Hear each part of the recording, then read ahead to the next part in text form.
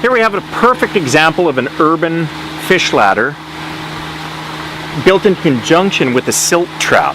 And the silt trap is to keep the fines and silts from construction up above and runoff and scouring, to keep all of that material out of the culverts that cross the street.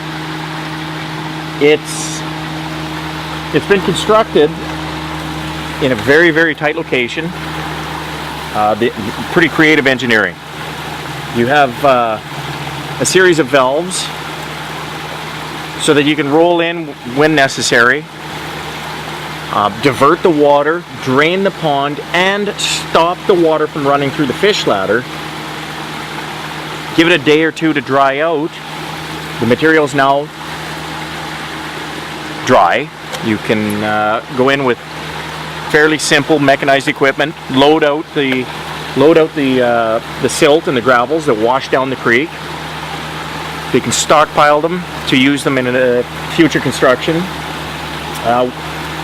When the clean out of the pond is complete, you can allow, by turning some valves and re-diverting some water back into the pond, you can allow the sediment to filter out, silt to settle to the bottom again, and in a couple of days the pond fills back up.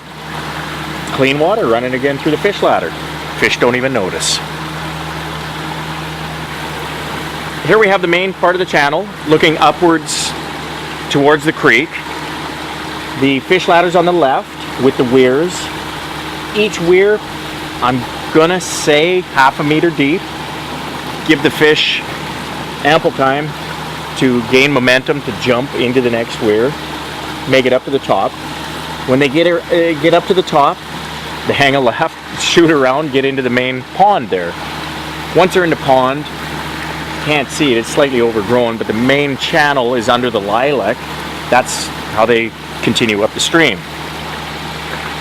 Over the grassy portion here in the center, to the left of the weir, is the main ramp, the access ramp for the equipment to get into and clean out the silt. In the back end, the galvanized steel H piles are where the stop walls will be installed to bypass the creek.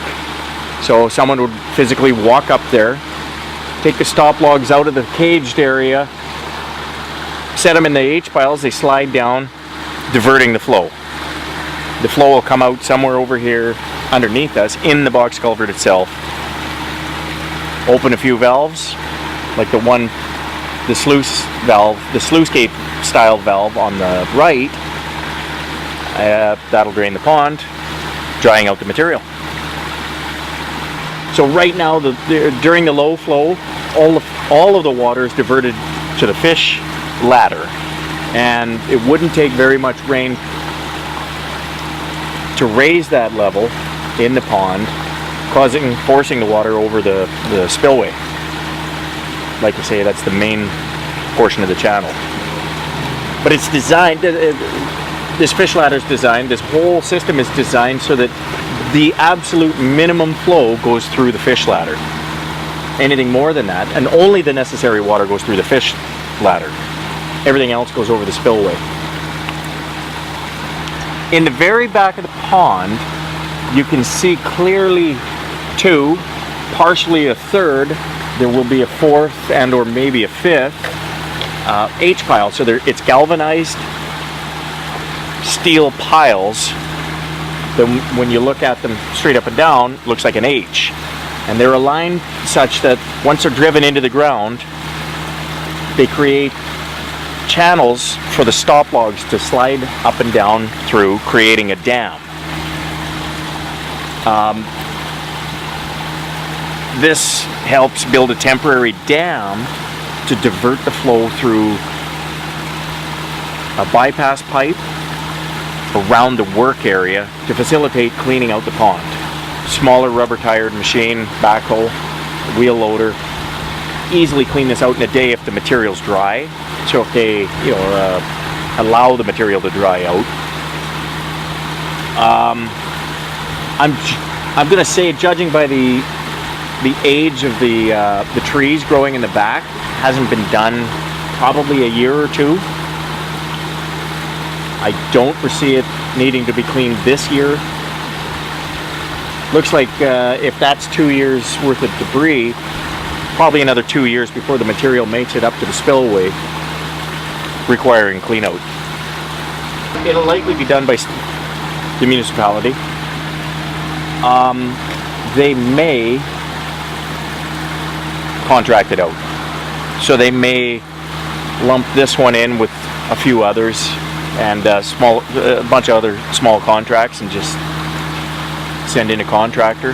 Contractors are generally better suited for a project like this. They can roll in, effectively work with the environmental monitors. Very often, stockpile the material.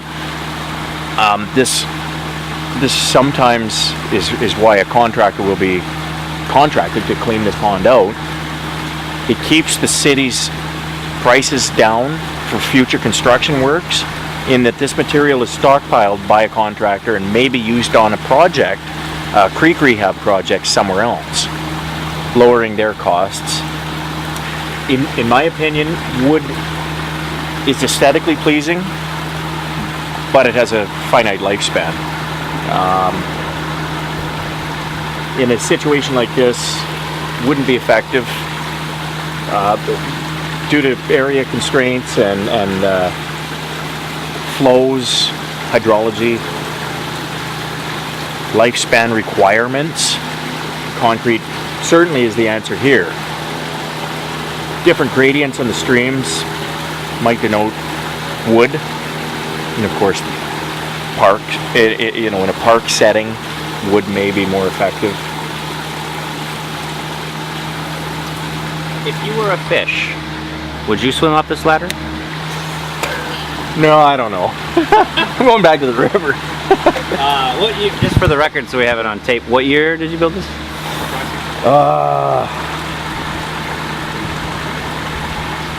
I'm gonna say about 2001, 2002.